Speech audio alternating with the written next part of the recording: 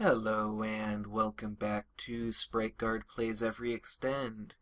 I wanted to give you a little bit of a look into more what a usual play session is like, and just kind of go into the game with an open mind and being ready to make a lot of mistakes and try a lot of things.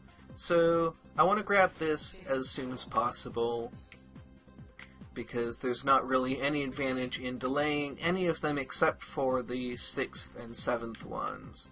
But I do want to get combos if I can. That was not as good of a combo as I would have liked, but I missed my shot a little bit. And now I want to grab this one.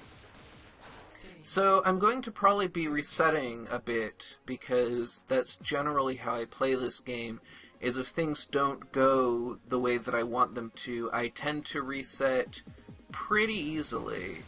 Though things are going pretty well so far, but they don't tend to get really bad until around the 6th quicken item is when things start getting really dicey, and I start making the kinds of mistakes like that make me consider resetting. And there I missed that quicken item. And now I'm taking a lot of penalties, and so I would normally reset here, but I have actually been having a bit of luck with recovering runs, and so I want to see if I can recover this one. But now I notice I only got 6 quicken items, which was a mistake, so I am going to reset, and that's going to be the pattern. For every one run that I succeed in, there are many, countless because I've never counted them, but there are a lot of runs that I don't finish for every run that I do finish, and then most of the runs that I finish I don't actually succeed in beating the judge or setting a high score, which is my main goal. I've also been considering speedrunning this game, which is something that I would like to explore a little bit. It would be a totally different way of playing it, because I would want to deliberately take some penalties after I got an 8th quicken item. Something I noticed is that if you have 8 quicken items, you can get the judge to arrive even though you don't have 800,000 points. So that would be a way of getting the judge with as little time and as little score as possible.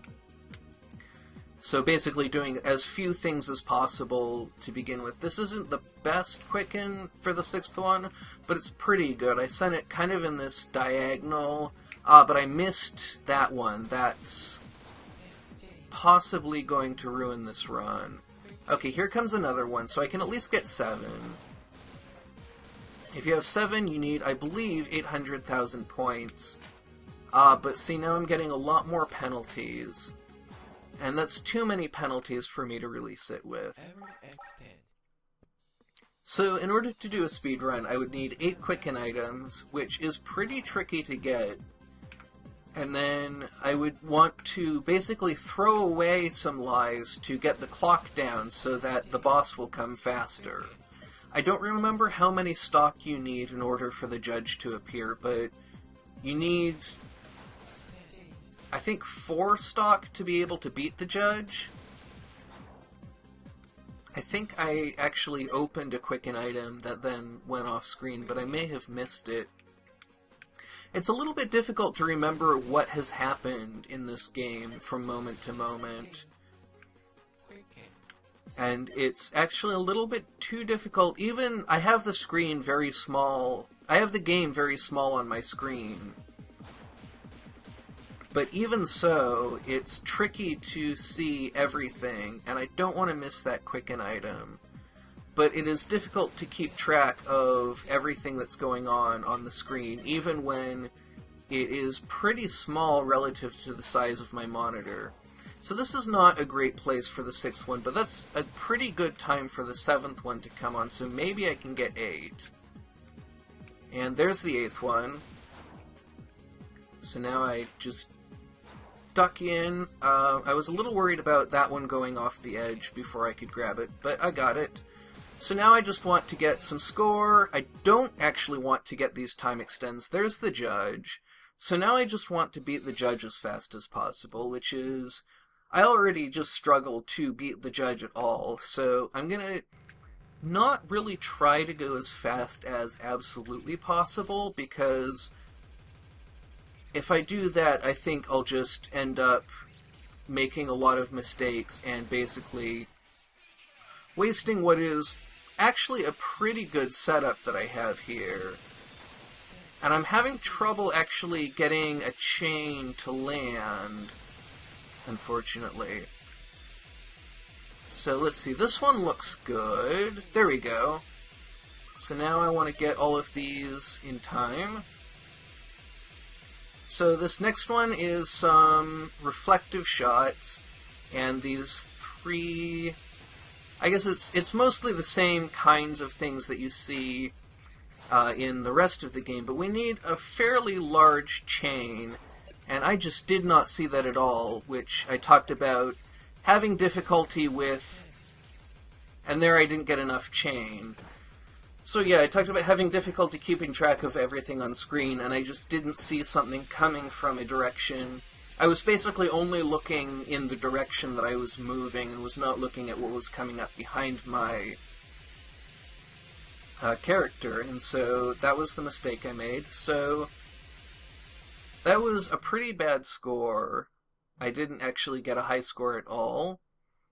So I'm just going to get right back into it and try it again and see if we can do a little bit better this time. And not worry too much about whether or not I do better, because the important thing about games is that they're fun, and it's easy to forget that when you get really into competition, which is something that I really enjoy doing. But I have to always remember that I, the player, am in control at all times. I get to decide whether or not I'm enjoying what I'm doing. I get to decide what rules I'm playing by. I get to decide what's most fun for me. And that's a very important thing to remember, and I really try to highlight games that allow me to do that. And so part of that, for me, is actually playing a lot of games that are not very popular, because there's less in the way of people who want to tell me a different way of playing. But I can do that even with more popular games, because even if other people say that I should be playing them in a certain way, I can ignore them most of the time. And they can decide whether or not they want to accept what I've done as something that they'll be impressed by, as something that they will compete with, or if they just want to ignore what I've done, that's up to them. But there are some games that I avoid because I feel like they limit me. The mechanics of the game themselves limit what I can do as a player. That's why I am not really interested in Telltale games, because those games are basically just about experiencing a story, and I don't really have any interest in battling KW Motor, but if it comes up, I'll try to remember not to reset just so I can show it to you. So I don't play a lot of story-based games because I feel like the story overwhelms everything else that's going on in the game, and I can't pay as much attention. Also, sort of my philosophy as a Let's Player is that I should play games that have a lot to talk about and not much to say for themselves. So games where there's stuff happening that I can look at and react to, but where I don't have to stop and let the game take center stage too much. And a big part of the reason that I do that is because I didn't create these games. I'm not yet a game designer. I don't play my own games.